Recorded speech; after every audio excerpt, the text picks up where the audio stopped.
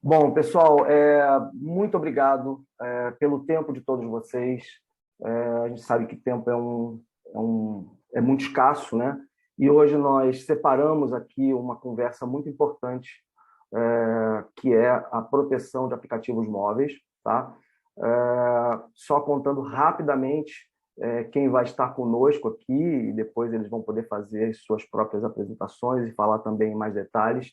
Nós temos conosco Alex Wimmer, da Promon. Alex, ele é VP Sales na Promon, então ele trabalha com toda a parte de vendas, né, do Globo, e o Gareth Fate, fazendo toda a parte de engenharia, né, como diretor de engenharia de United Kingdom and Ireland. Okay, so thank you so much, Gareth, Alex, for your time. Okay, just a little bit in Portuguese. Yeah, okay. Então, pessoal, nós, TIQS, nós atuamos diretamente. Vou pedir só para poder fechar a câmera aí, quem tiver com a câmera aberta. Nós atuamos como parceiros da Promon no Brasil, tá?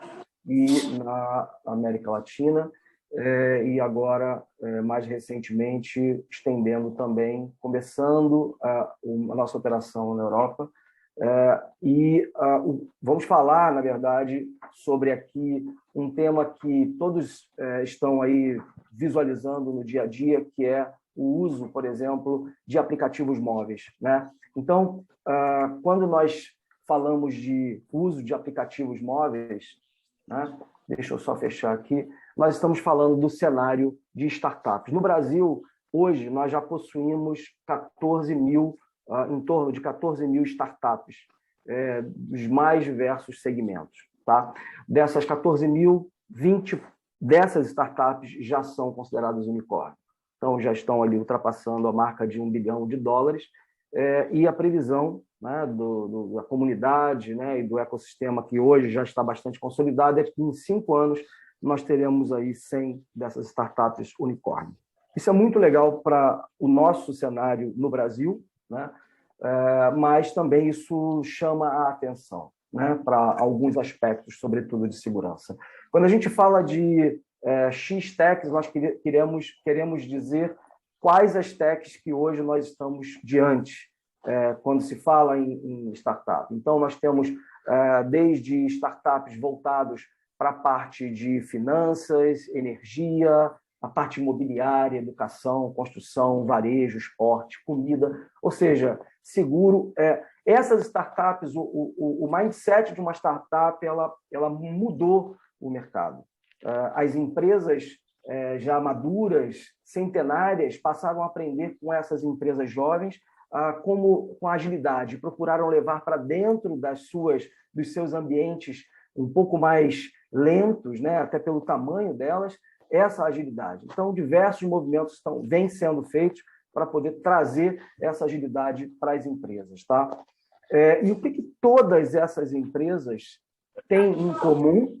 Quer dizer, eu estou falando das startups, das 14 mil só? Não, eu estou falando de todas as empresas que hoje, obviamente, trabalham com tecnologia. Mas o que essas empresas têm em comum, né? Essas empresas que, muito possivelmente, possuem seus aplicativos móveis já nas lojas, na Apple Store, na Google Play, ou mesmo a sua empresa que está em desenvolvimento ou já também possui nas lojas. O que essas empresas têm em comum, né?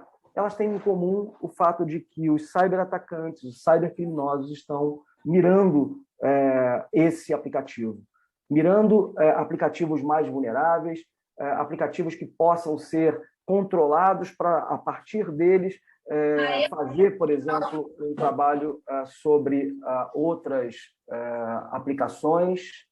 Deixa eu só habilitar. Pessoal, peço para poder vocês tirarem e colocarem no mudo, por favor, tá? Só para não atrapalhar aqui o andamento aqui. Bom, e muito importante vocês e nós estarmos aqui alinhados, né, sobre quais riscos nós temos sobre um aplicativo móvel. não somos nós que estamos dizendo, e sim a OASP, que é a Open Web Application Security Project, uma comunidade sem fins lucrativos, que de tempos em tempos lança esse que ela chama de Mobile OASP Top 10. Nesse caso, o Top 10 para mobile, tem para cloud, para web, enfim, para API. Nesse caso, especificamente, a OASP aponta esses como os 10 maiores riscos que precisam ser tratados, né? Então, a gente vê, por exemplo, a necessidade de assegurar o armazenamento do dado, da comunicação, da autenticação, de fazer criptografia forte, né? De não permitir que o seu código seja modificado, não permitir que o seu código sofra uma engenharia reversa, ter uma qualidade no seu código, ou seja, eu acho que aponta tudo isso. Isso vem trazendo para as empresas e para os seus times, né, todo um preparo, né, cada vez maior para poder responder isso aqui a contento, para que vocês reduzam os riscos de terem seus aplicativos invadidos, tá? Ou de alguma maneira com dados vazados. Muito importante nós falarmos aqui sobre 3 vetores de ataques, quando nós falamos desse mundo mobile, né? As 3 camadas são a aplicação, o device e o teu legado, o ambiente. Na aplicação, o que o cybercriminoso procura fazer? Ele procura fazer engenharia reversa do seu código, que é extremamente prejudicial para a sua marca, extrair dados sensíveis, fazer injeção de códigos maliciosos, tá?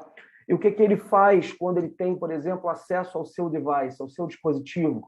Ele tenta fazer alteração de file system, analisa os logs gerados pelos aplicativos para tentar encontrar uma vulnerabilidade.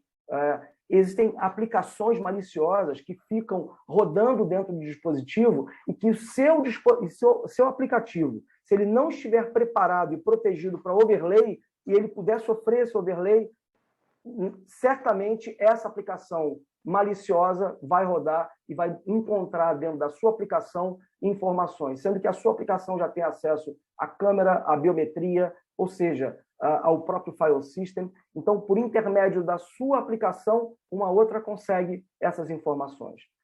Esse dispositivo, se for um dispositivo com uma permissão ali, como o routing, né, privilegiada como routing e jailbreaking, é também indicado pelo OASP que isso daí torna ainda mais vulnerável o seu ambiente, tá? E quando nós vamos para a camada de legado do servidor, do back-office, né, os ataques de negação, brute force, ou seja, eu ficar forçando ali as senhas para poder tentar invadir os sistemas, e, obviamente, eu fazer o man in the middle para você poder se passar pelo sistema para poder, de alguma forma, obter essas informações.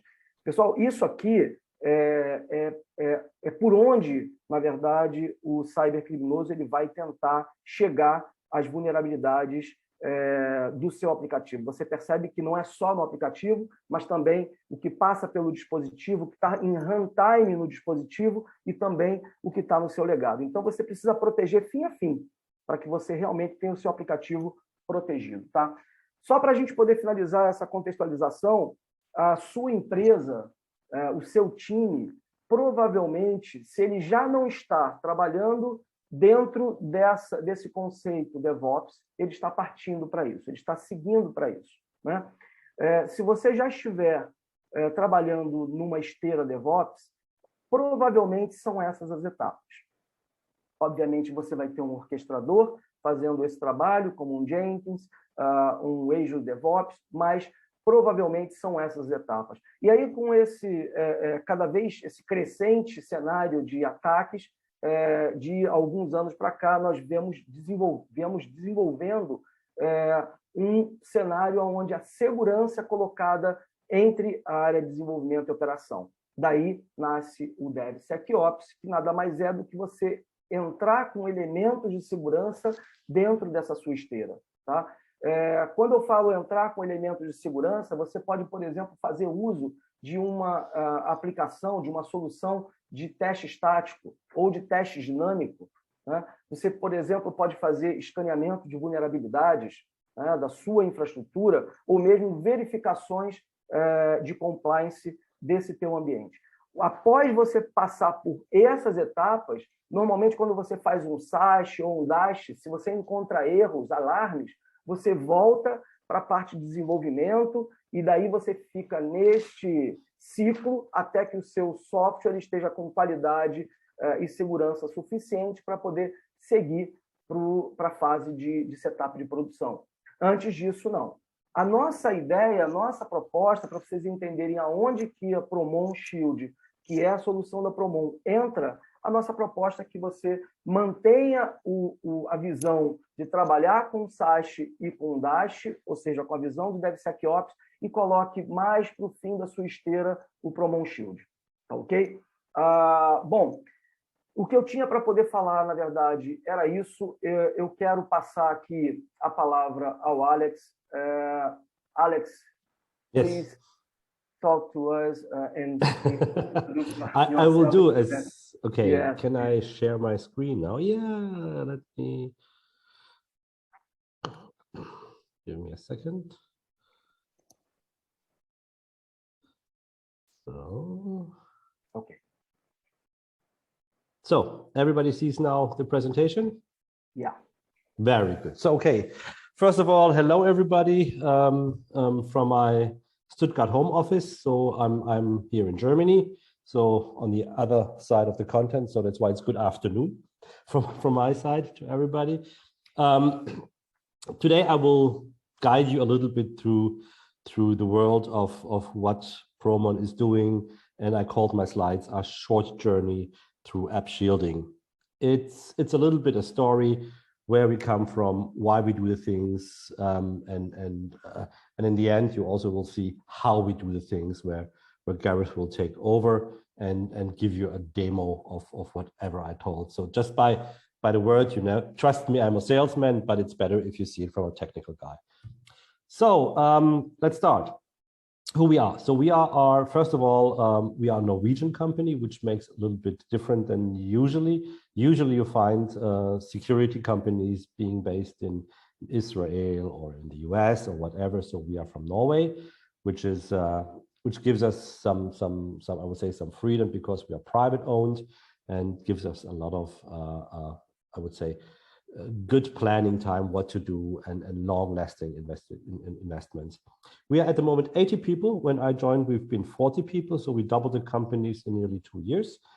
We are very, very proud that we have a multicultural, 16 nationalities company, so you find nearly everything beside Portuguese, to be honest, in the company. We have offices in Norway, which is our headquarters, Germany, also where I'm sitting, UK, it's where Gareth is sitting, Hungary, India, Asia, and in the USA. So we are, I would say, a small, multi-global company.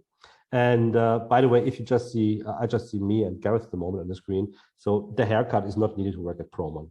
A lot of people have it, but it's not needed. So corporate language is English. That's important, as you are so many nationalities.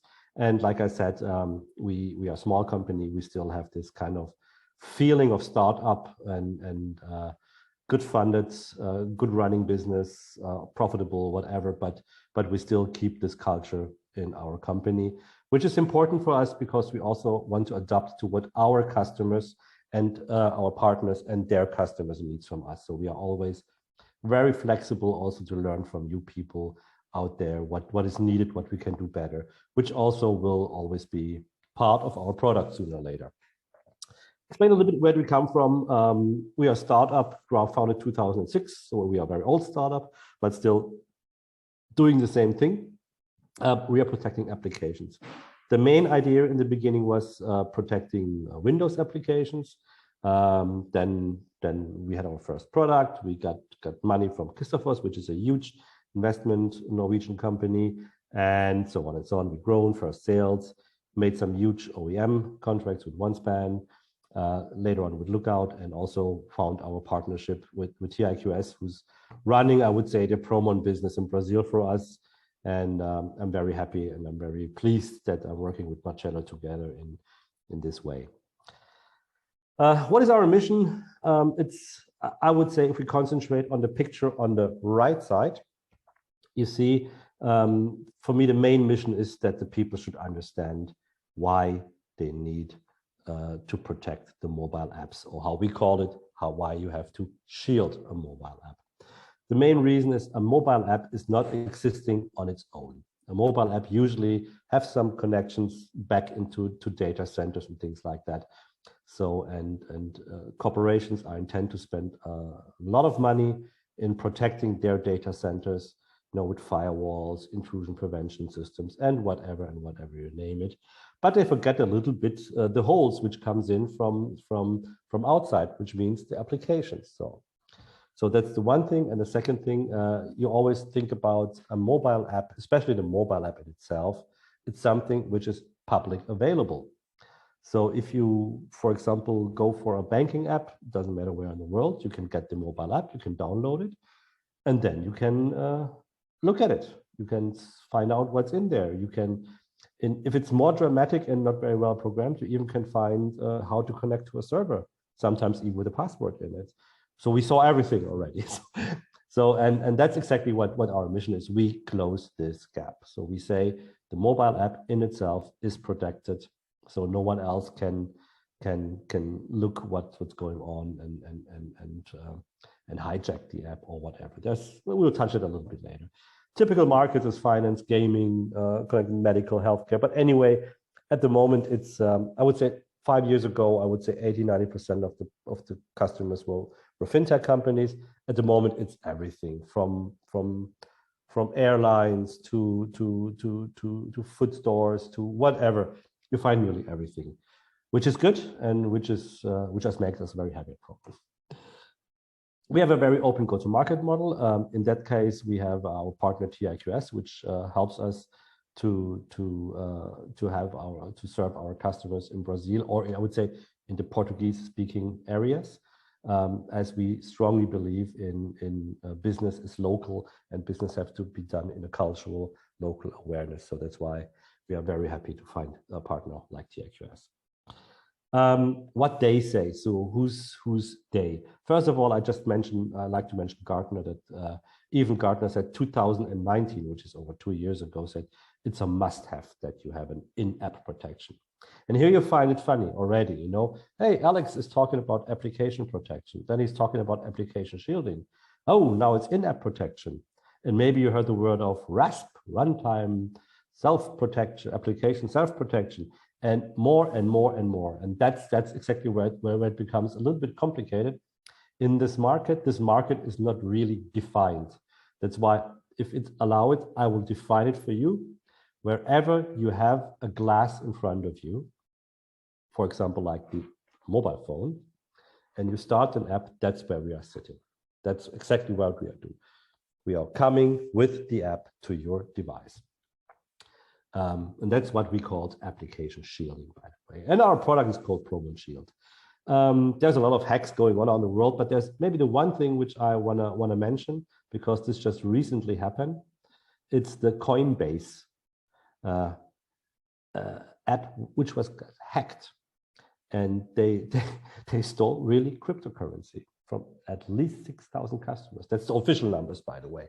We have no idea what the unofficial numbers are, but these are official numbers. And I would say the cool thing for us as a security company is with Promon Shield, this would never have happened, because they were using some techniques which Promon Shield would defend from the beginning.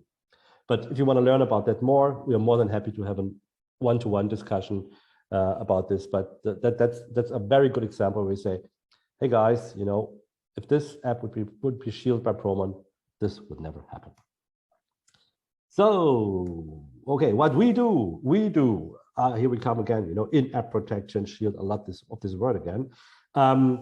We do, that's in-app protection, we take it again because Gartner said it, for mobile apps. That's I would say our main pillar of the company, but we also do application protection for desktop apps, which means mainly Windows and Mac OS, some kind of Linux, but not really, to be honest, but it's really mainly Windows on that side. On the security for mobile apps, with Promon Shield for mobile apps, we also have this tool called App Asset Protection, which I will explain a little bit later, I would say now.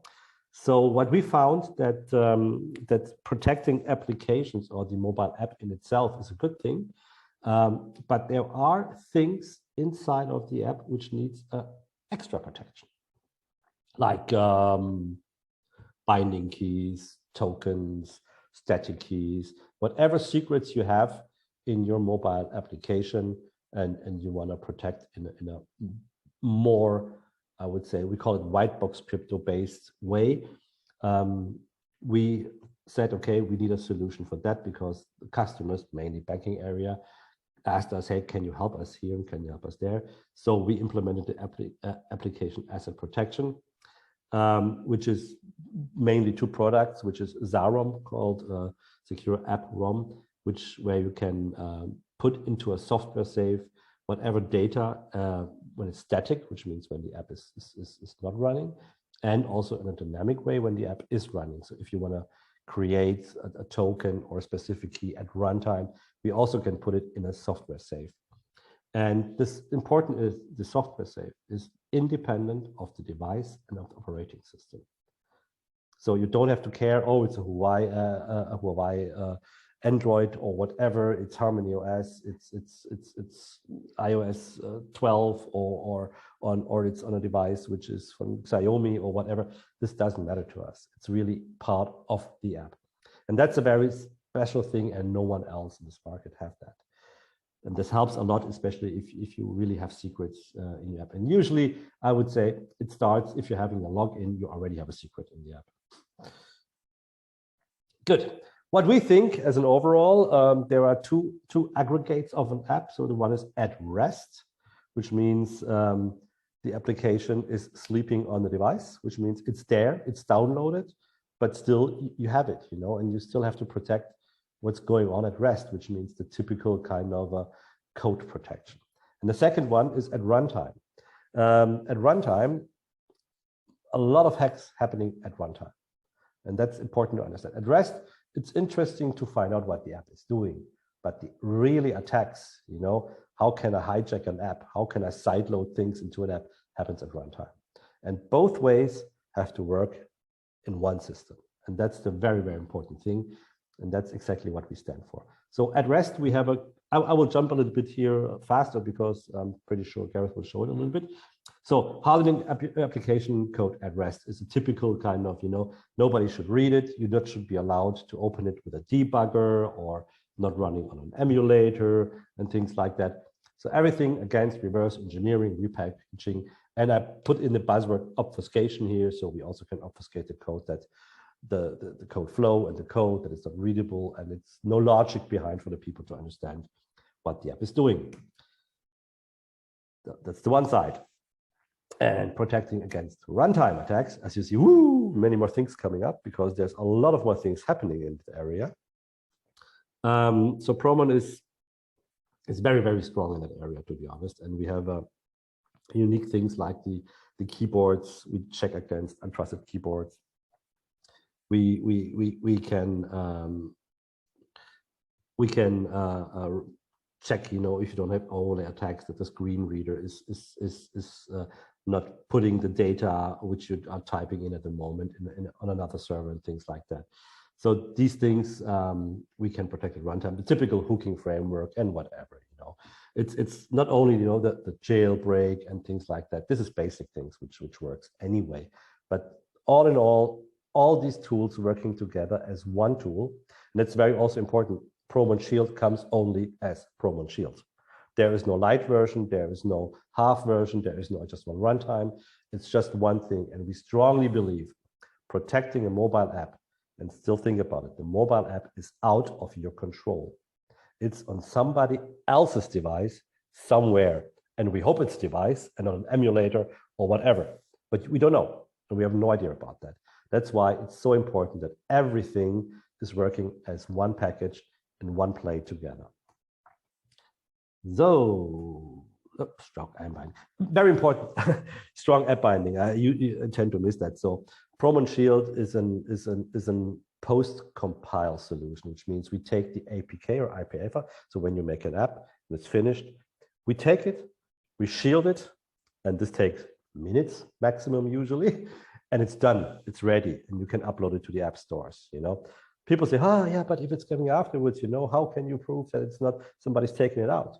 No, with a strong app binding, Promon Shield is an SDK which will be injected into your application with white box crypto components, so nobody can take it out. So if they try to take out Promon from your app, it's destroying everything. So this works, but it's proven by many global banks and pen tested and whatever. So and also we have certifications for this. But please reach out to TIQS and to us if you need some further information on here.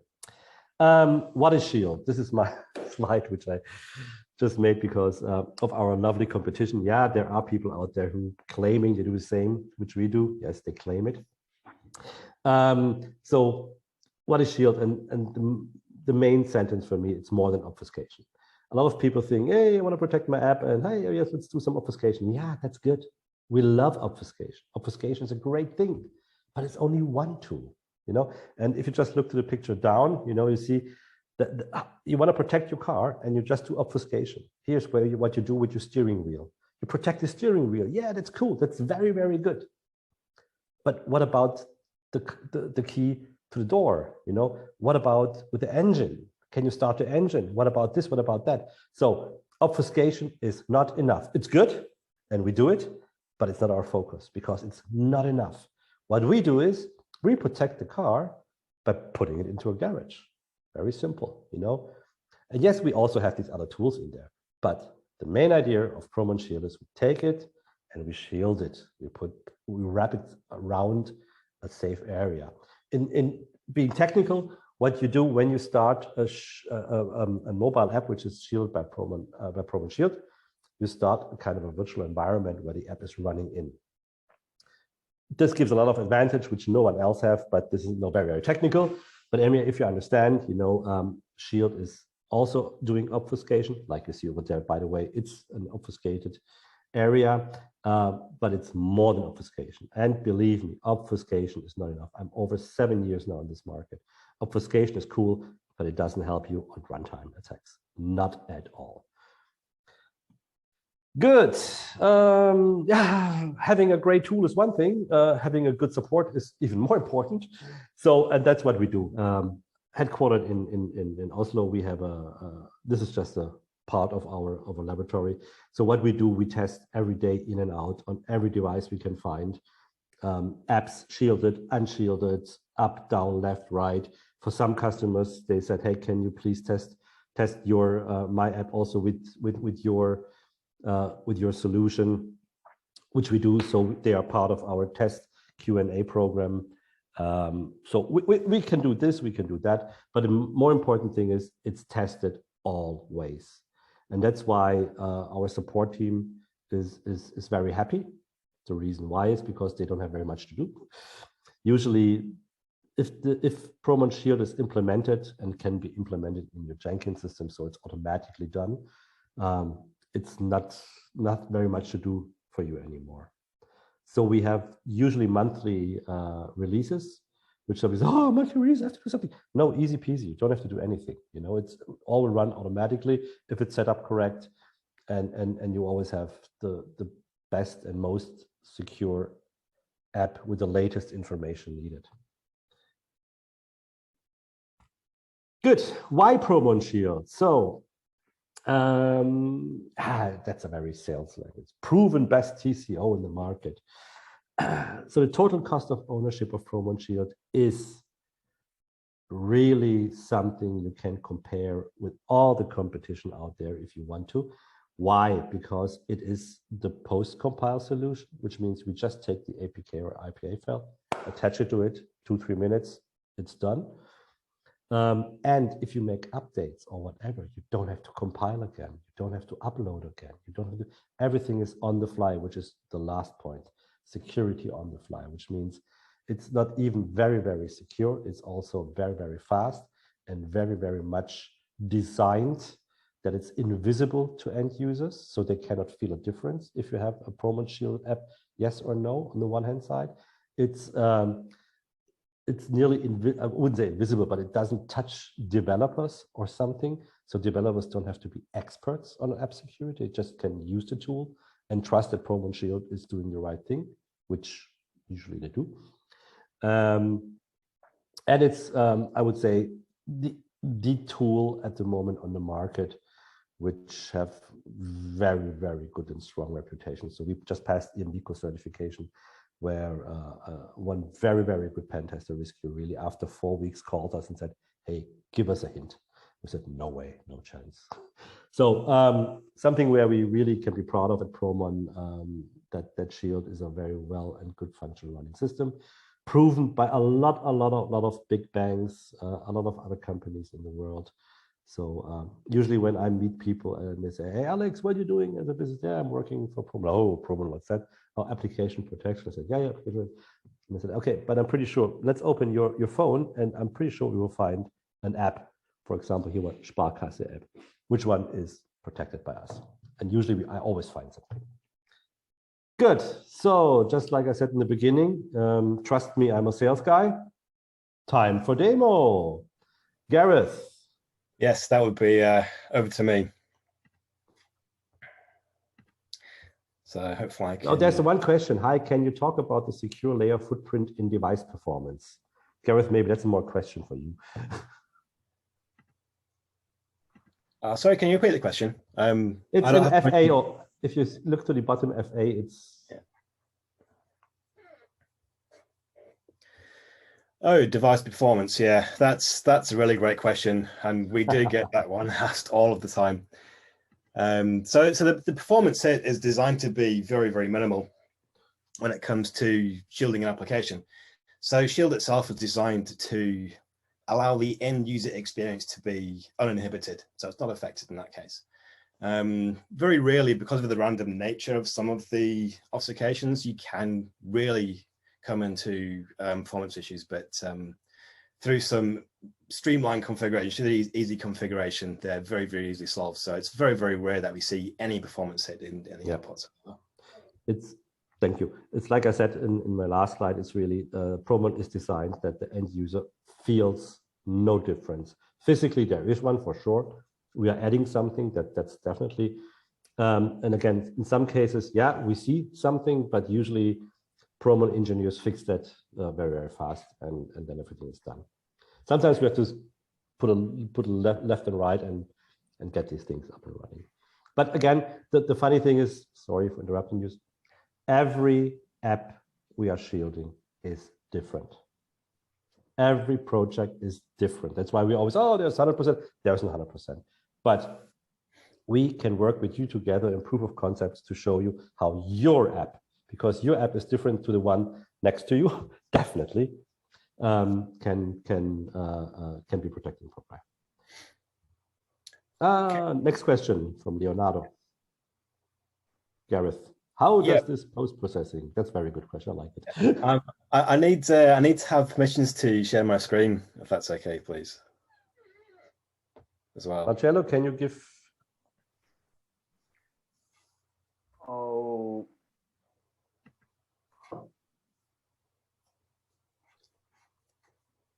Gareth, sorry, Alex, please give to Alex. How can I? Yeah, exactly. Because you are the host. I should be co-host to him now, or? Yeah.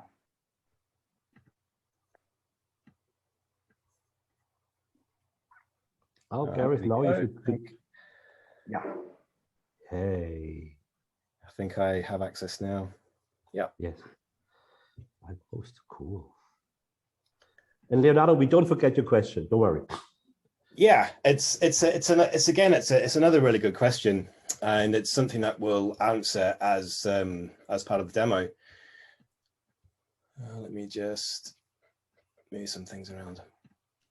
And what Alex has explained quite well is what Promon is doing is it's wrapping your application, and we like to use the term shield, so it's shielding your application. And what this does is adding protection to your app so that it can defend itself in any environment that's been released into. And the Apple iStore, the Google Play Store, you know, they're official app stores, but they are hostile environments. And as soon as you release an app there, people can download the app, they can load that into disassemblers, they can decompile that back to source code even. And if you don't have in-app protection to prevent that from happening, then you can reveal all the secrets that's contained in that application. And the way Promon Shield provides the protection, it comes from two sides. So yeah, the first defense, which a lot of people talk about, is from reverse engineering, which is applying obfuscation. So this is code hiding techniques, things like string encryption, control flow obfuscation, and techniques that make it very, very difficult to analyze that code statically. So it's a case of security by obscurity, but obfuscation alone means nothing. And the issue here is that when a bad actor can't see obvious weaknesses statically, they'll start to use other attack vectors, more dynamic attack vectors. So things like attaching debuggers or using hooking frameworks such as Frida. And the more frightening thing is that these runtime dynamic attacks can be applied to factory fresh devices. So a device doesn't have to necessarily be rooted or jailbroken to attach Frida to an application, for instance. And what Promon Shield is designed to do is to prevent both the reverse engineering side, but also detecting tampering and blocking that, closing all these attack vectors from the bad actors that are trying to use them. And to answer the previous question about how to implement this in the CI/CD pipeline, the way it's implemented, it's based on a post-build process. So what this means is we take your application bundle itself. So on Android, that's can be an APK, it can be an AAB. For iOS, it can be an RPA or an XE archive, for instance. And it's an on-premise tool. So when you apply that to the CI/CD process, it comes after all of your development work. It comes after your build process that outputs your application bundle. And then it's just another build step in there that applies Shield to that finished application bundle. And I can show that quickly here. So I've actually got a Android application, just an APK. And let's show the shielding process on this application. So we've taken a configuration file. The configuration file just explains to Shield what sort of security controls you want to apply to your application. And then the second parameter is just the application itself. And what the shielding product will do is it takes apart the application, performs some analysis on there. It's applying obfuscation to that app, it's encrypting strings, but it's also injecting those dynamic security controls. And it is a product, it's not a development tool. So it's designed to be very easy to use. If we go back to the analogy of the Porsche, don't go to the Porsche garage and buy all of the different components, the engine, the pistons, the steering wheel, the seats, take it home and put it together yourself. You buy it pre-built. And this is kind of the analogy of what Shield is doing. So that is that application now shielded. It's had the in-application security applied to it, obfuscation, and it outputs this shielded version here. So let me go ahead and install this.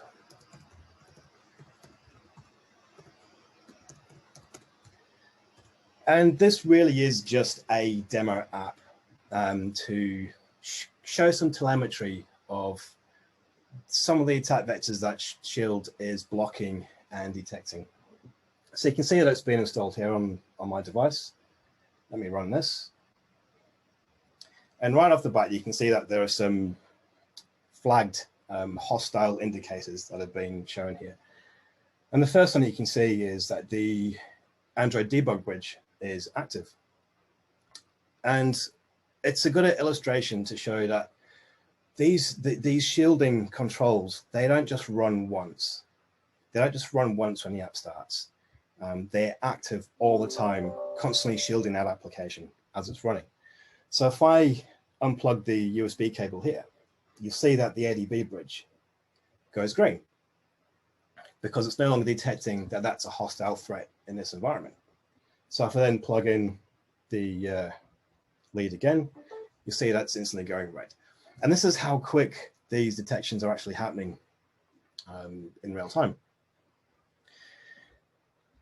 So what does an attacker do? Well, one of the first things, they'll try to attach a debugger. Now, in order to do that, you have to usually do binary modification on the app, which involves repackaging. And in this directory also, I have another key store. So what I would do is I'd take the APK, I'd enable the debug flag, maybe modify the coder if I wanted to see how it worked, and then you'd have to re-sign it. So I've just re-signed that application. Let me install that one.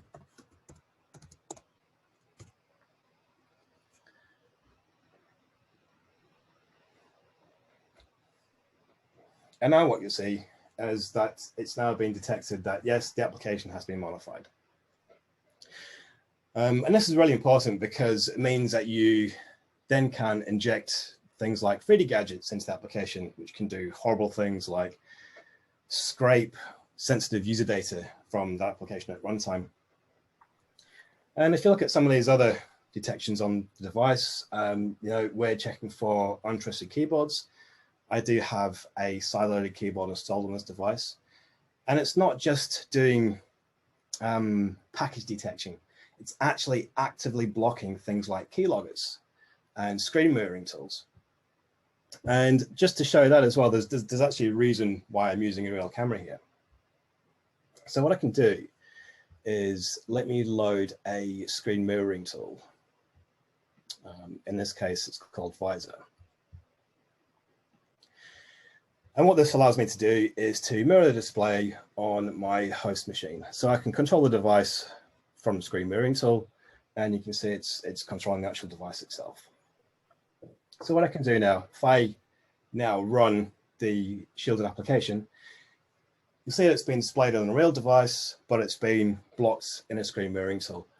And this is one of the key points where a lot of the real frightening malware attacks are happening. So for instance, the one that happened on Coinbase that Alex mentioned was because there were key logging, so scraping passwords, but also scraping the screen, which means they can log user data by watching the keys that you're typing. And it's quite prominent in social engineering attacks across the world as well. Not only that, it's blocking screenshots too. So if I put this into the background, you can see that the system screenshot is also being blocked on the device. And there are various malwares out there that are using these techniques. So Strandhog is one, that's an overlay attack that has been happening. More recently, Vulture, which is using screen mirroring transfer protocols to scrape screen data, again, in the same way. So that's a quick overview of some of the attack vectors that we see in the wild and why it's important to make sure you're shielding your application. Because no matter how good your coding practices are, no matter how secure your application is, it's always at risk of being attacked because the operating systems are not secure. So that's the end of that demo. Thanks for watching. If you'd love to know a bit more details, then please do arrange one-to-ones with us. Yeah. Thank you, Gareth. Thank you very much. And very important, this is not recorded, you know, this was live. Exactly. So, and this is just, you know, the Promon sample app, and we can, and this should show, hey, there is a huge need. And we are more than happy, you know, also to assess with your apps together with TIQS, to look to them and to see where we find vulnerabilities. We're not a kind of a company which are doing that for business. We're just doing that we can show you where we can help you to improve the security of your apps. Exatamente. Alex, thank you. Another question: does the use influence in data protection insurance fees? Do I get this?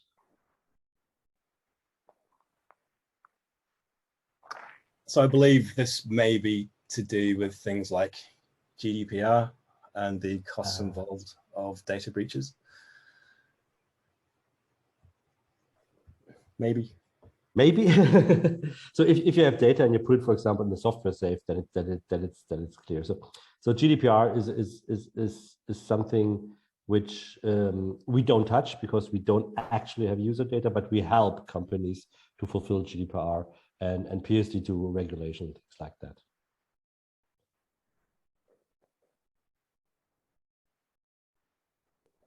Exactly. About GDPR, just in a little bit em português, pessoal, sobre GDPR, LGPD, que são os regulatórios para a proteção de dados. Quando você consegue fazer uma proteção, como o Gareth demonstrou, onde você não faz por exemplo, um code tempering, uma alteração de código, né? Ali você nitidamente previne também evasão de informação, uma vez que você não tem a entrada no aplicativo, né? Então, dizer que ele faz o compliance, ele faz de forma indireta. Ele protege a evasão de informação, certamente ele protege, como a gente falou, né, de outra aplicação rodar e fazer overlay sobre a sua própria aplicação. A questão do que foi apontado como obfuscation, né, a obfuscação de código, nós fazemos? Sim, fazemos. É o pior problema a obfuscação de código? Não, né? Na verdade, nós temos uma quantidade imensa de malwares que estão, né, atuando aí hoje, crescendo cada vez mais, os números são assustadores, e quando você realmente consegue prevenir determinadas ações em cima da sua aplicação, como, por exemplo, evitar o code tempering, e dentre outras, né, você certamente está protegendo também a evasão de dados. Tá? Okay, guys. We need to start right now the quiz. Yeah. Okay, with everyone. Pessoal, a gente vai ter todo o prazer de fazer junto com cada um, né, dos que aqui estão, uma demo personalizada, apresentando em mais detalhes. É óbvio que essa demo ela está longe de ser muito profunda pelo tempo, né? Então, isso depois a gente vai programar com aqueles que estiverem interessados. Eu vou passar agora para a Lorena, porque todos estão esperando, né, para a gente poder fazer aí o nosso jogo. Não é um sorteio, né, mas é um jogo bem legal que a gente vai fazer e que, obviamente, vai depender do quanto